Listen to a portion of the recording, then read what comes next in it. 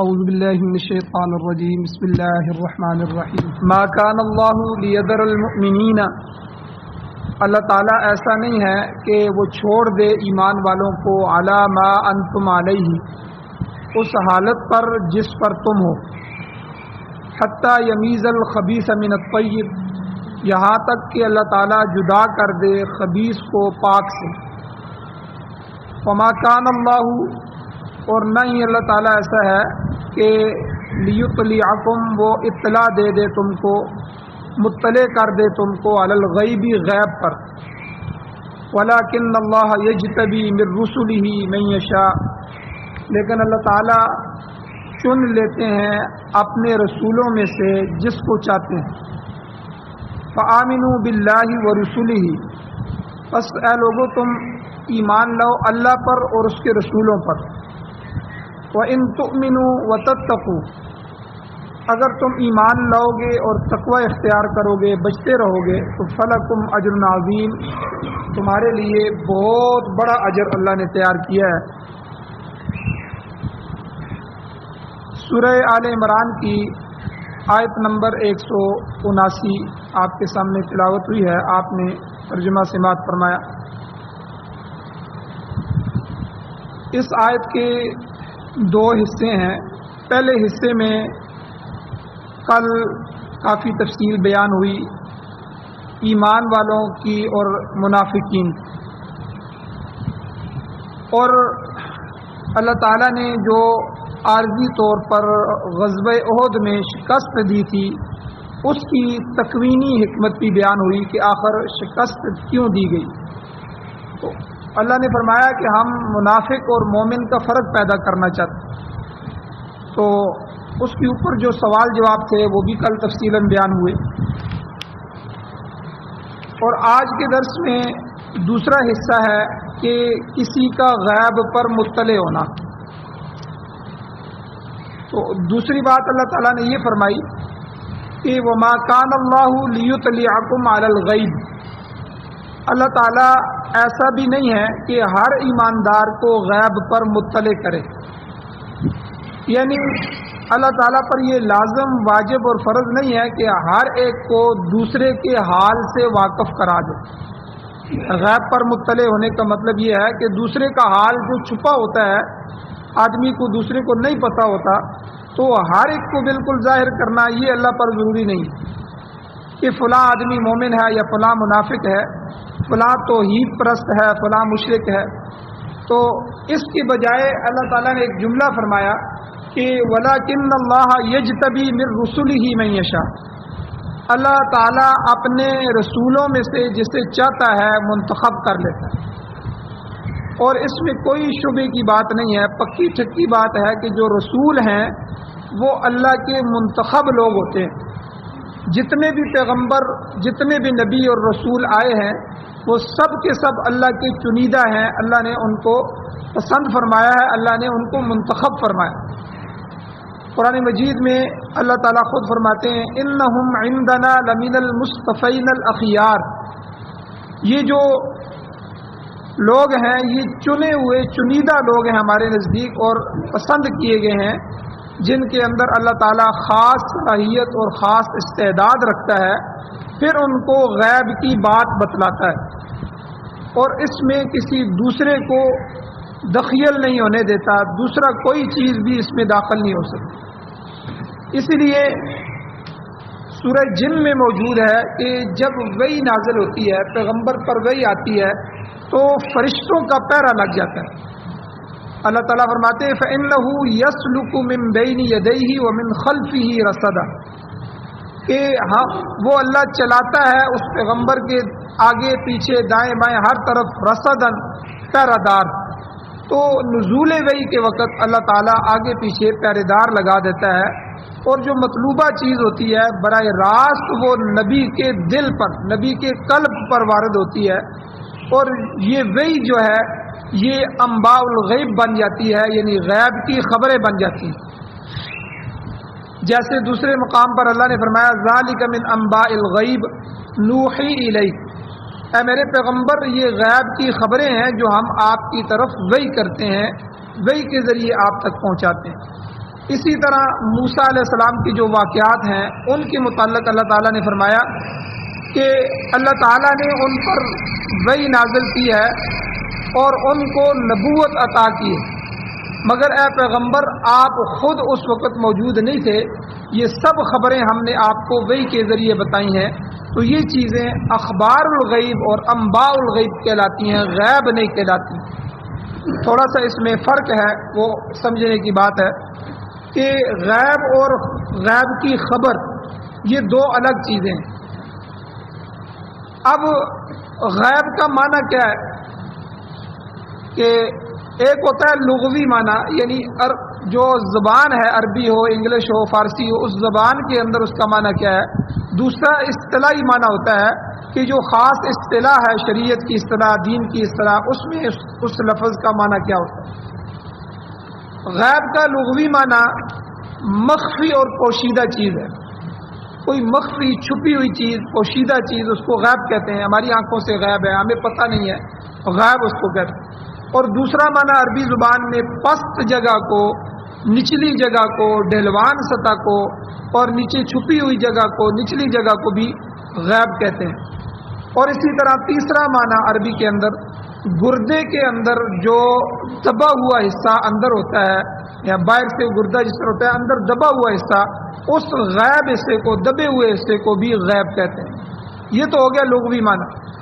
اور اصطلاحی معنی کیا ہے؟ علامہ بیضاوی رحمۃ اللہ علیہ مفسر قرآن ہے، انہوں نے بیضاوی شریف میں غیب کا مفہوم بیان کیا ہے، معنی بیان کیا ہے کہ ما لا یدرکہ الحس، کہ ایسی چیز جو حواس کے ذریعے معلوم نہ کی جا سکتی، حس کے ذریعے معلوم نہ کی جا سکتی۔ اللہ تعالیٰ نے بندے کو بہت سی حصے عطا فرمائی، بعض کو حواس ظاہرہ کہتے ہیں، ظاہری طور پر وہ حصے ہمیں نظر آتی ہیں، بعض حواس باطنہ ہوتی ہیں، اندر کی حصے ہوتی ہیں جو ہمیں نظر نہیں آ رہی ہوتی، لیکن وہ حس موجود ہوتی ہے، اس سے بندہ اس حس سے محسوس کرتا ہے، اس حس سے کسی کو پا لیتا ہے۔ حواس ظاہرہ جو ہے وہ 5 ہیں، انہیں حواس خمسہ بھی کہتے ہیں: ہاتھ، پاؤں، ناک، کان، آنکھ۔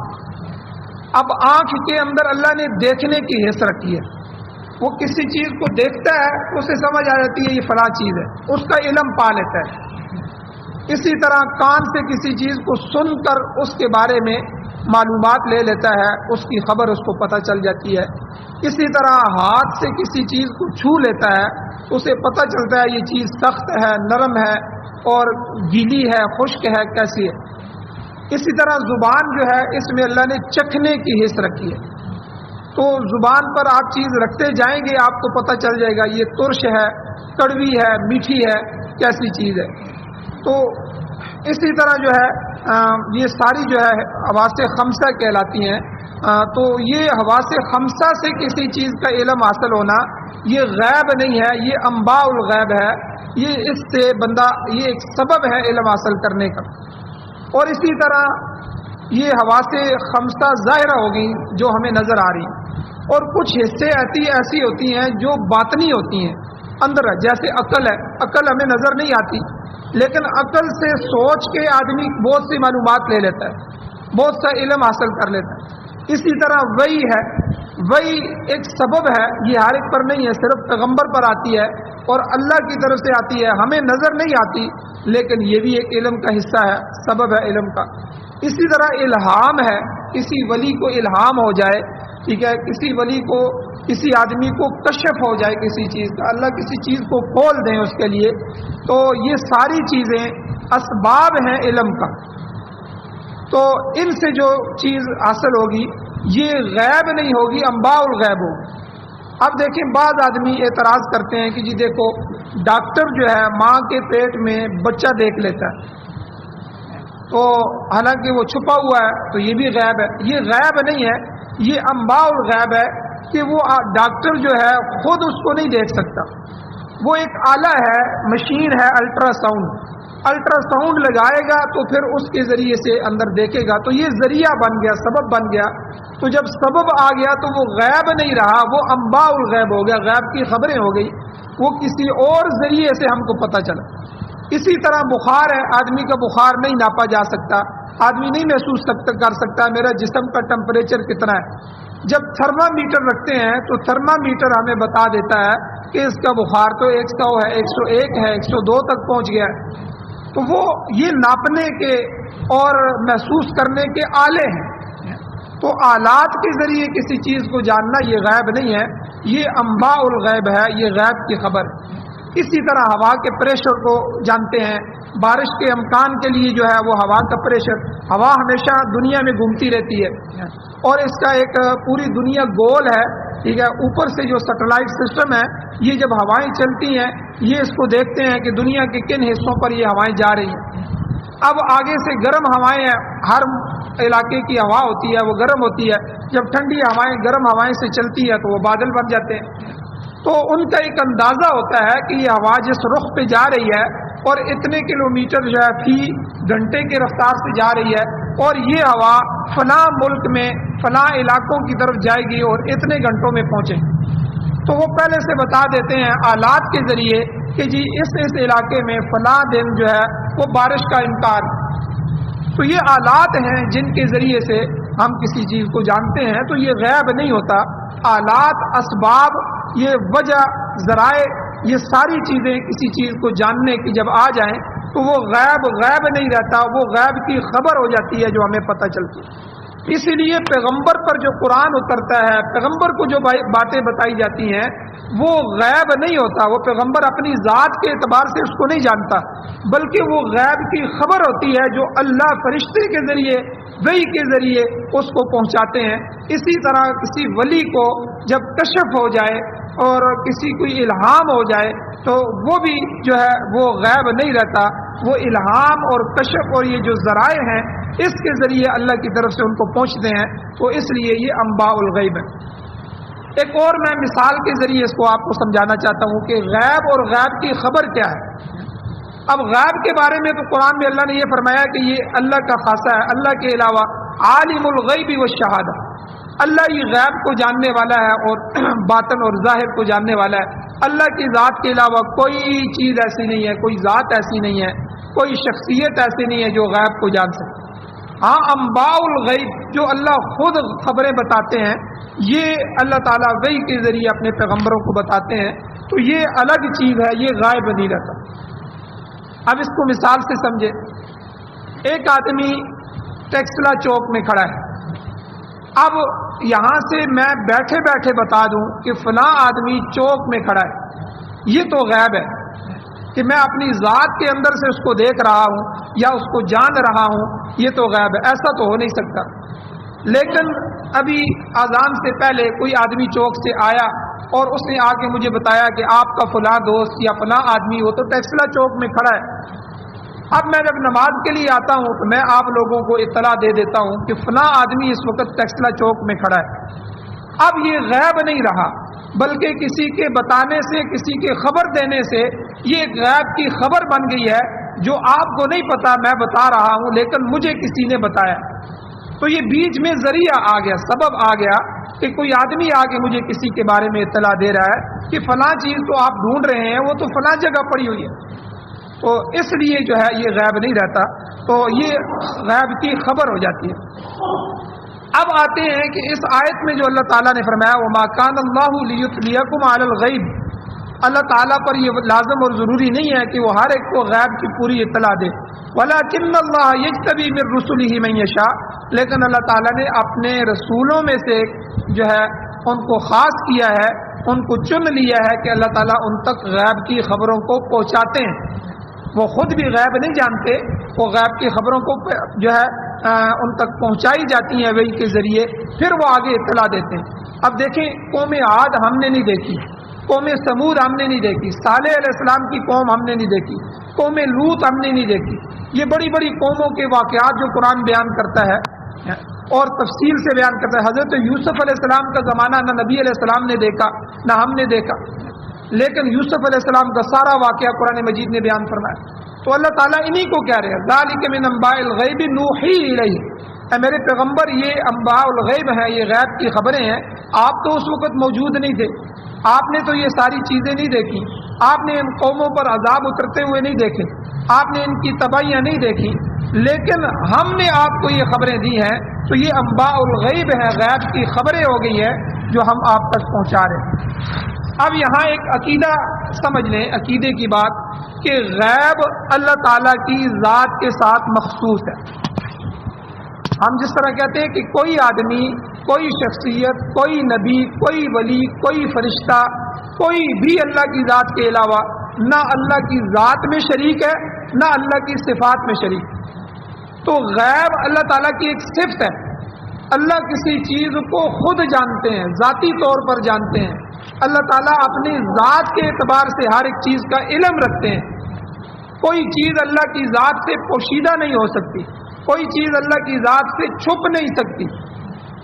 تو مثال دینے کے لیے علماء مثال دیتے ہیں، ورنہ یہ مثال بھی صحیح نہیں بنتی اللہ کی ذات کے لیے، صرف سمجھانے کے لیے کہ ایک بڑا سا گراؤنڈ ہو، گراؤنڈ میں ایک چیز پڑی ہوئی ہو تو آدمی اس کو دیکھ رہا ہوتا ہے، وہ اس سے چھپ نہیں سکتی۔ یا کوئی پلیٹ میں کوئی چیز رکھی ہو تو آدمی دیکھتا ہے، وہ اس سے چھپ نہیں سکتی، حالانکہ حقیقت میں نچلا حصہ اس آدمی سے اس کا چھپا ہوتا ہے۔ سیب پڑا ہے، سیب کا اوپر والا حصہ ٹھیک ہے، ہو سکتا ہے نچلا خراب ہو، لیکن اللہ تعالیٰ سے نہ اس کا کوئی اوپر والا حصہ نہ نچلا حصہ کوئی چیز نہیں چھپ سکتی، بلکہ اللہ دلوں کے اندر جا کے انہ علیم بذات الصدور، اللہ سینوں کے اندر کی بات کو بھی جانتے ہیں۔ کسی آدمی کے اندر کی بات بھی، وہ اوپر سے کوئی بات کہہ رہا ہو، اندر سے کچھ ہو، اللہ اس کو بھی جاننے والے ہیں۔ اس لیے جو ہے غیب جو ہے یہ اللہ تعالیٰ کی ذات کے ساتھ مخصوص ہے، اور اس کے دو حصے ہیں۔ پہلا یہ کہ غیب لذات ہی، یعنی اللہ تعالیٰ کا ذاتی علم کسی کا عطا کردہ نہیں ہے، اللہ کو کسی نے اطلاع نہیں دی، کوئی اللہ کو آ کے بتاتا نہیں ہے، تو یہ اللہ کا ذاتی علم ہے۔ اور اس کے علاوہ مخلوق کے پاس جس قدر علم ہے وہ سب اللہ کا دیا ہوا علم ہے۔ کسی فرد کے پاس ذاتی علم غیب کا نہیں ہے۔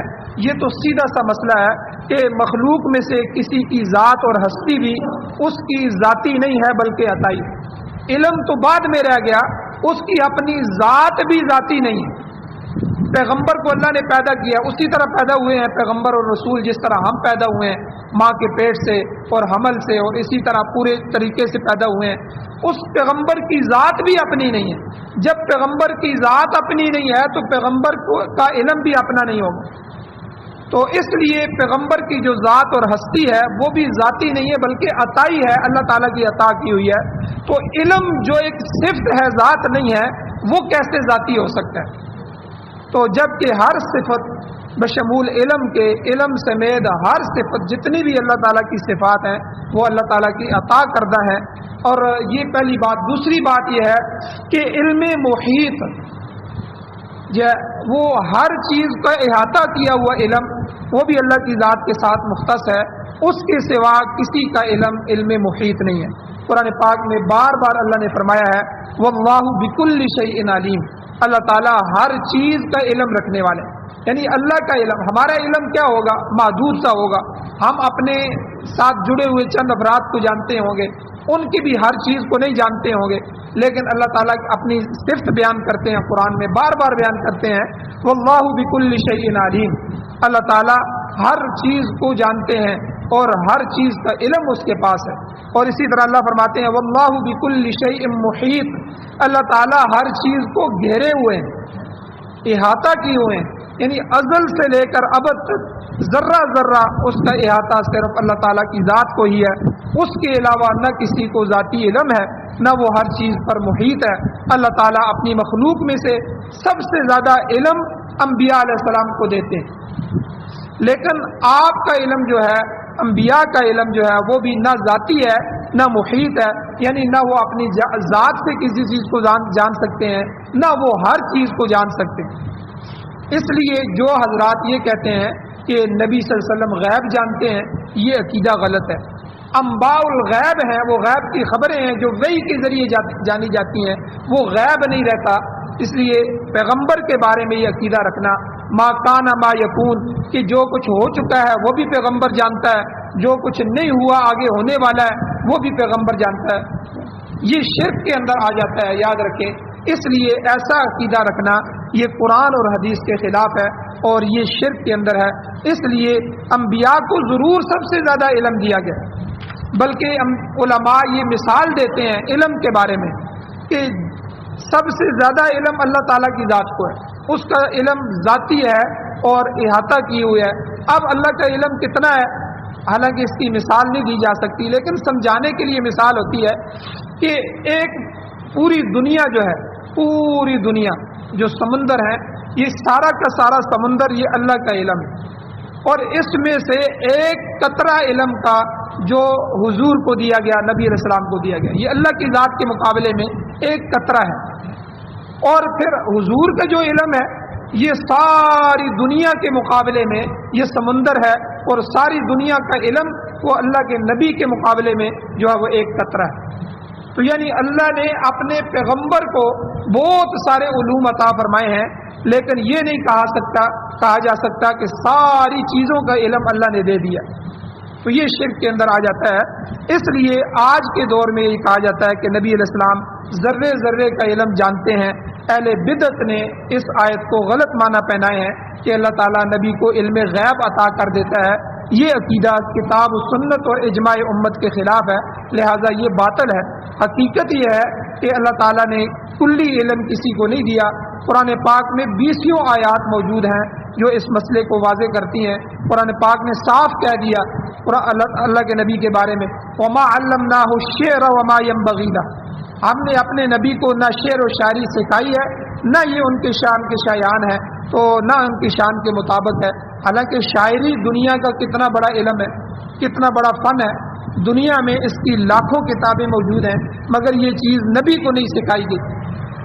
دنیا میں کتنے علوم ہیں جن سے شریعت نے منع کیا ہے، جیسے جادو ہے، کہانت ہے، شعر و شاعری ہے، وغیرہ وغیرہ. کہ تو کیا ہر علم جو ہے نبی کو دیا گیا ہے؟ تو ہم اللہ کہتے ہیں کہ ہم ہر علم کو نبی کی ذات میں جمع نہیں کرتے، بلکہ جو اللہ کے بتانا چاہتے ہیں تو وہی بتاتے ہیں.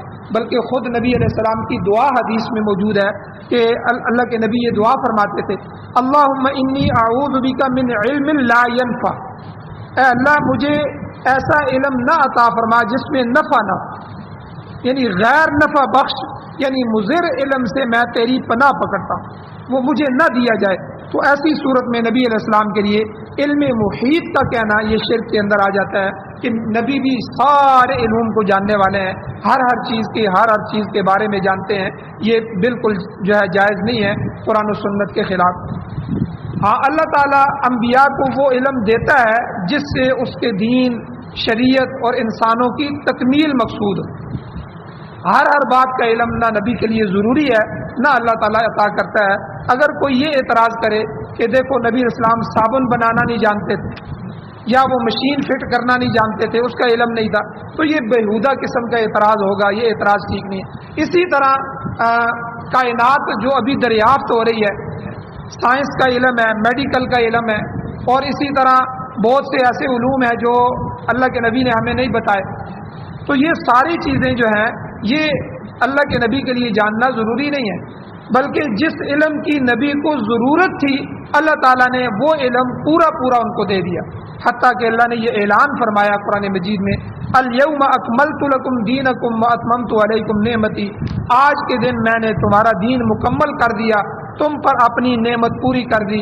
اور تو جتنا علم جاننے کا تھا اس وقت اللہ کے نبی کو سارا کا سارا قرآن کے ذریعے اور امت کو حدیث کے ذریعے دے دیا گیا. تو گویا کہ اللہ نے فرمایا آج میں نے تمہارا دین مکمل کیا ہے. اب اہل بدعت نے انبیاء کے لیے علم غیب اور علم محیط یہ ثابت کرنے میں لوگوں کو گمراہ کیا ہے. وہ بھی مجبور ہیں، جب تک انبیاء کے لیے علم غیب ثابت نہیں ہوگا یہ سلسلہ اولیاء اور پیروں تک کیسے پہنچے گا.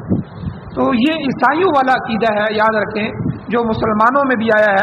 تو عیسائیوں نے بھی یہی کہا کہ ہمارے نبی جو ہے وہ سب غیب جاننے والے ہیں.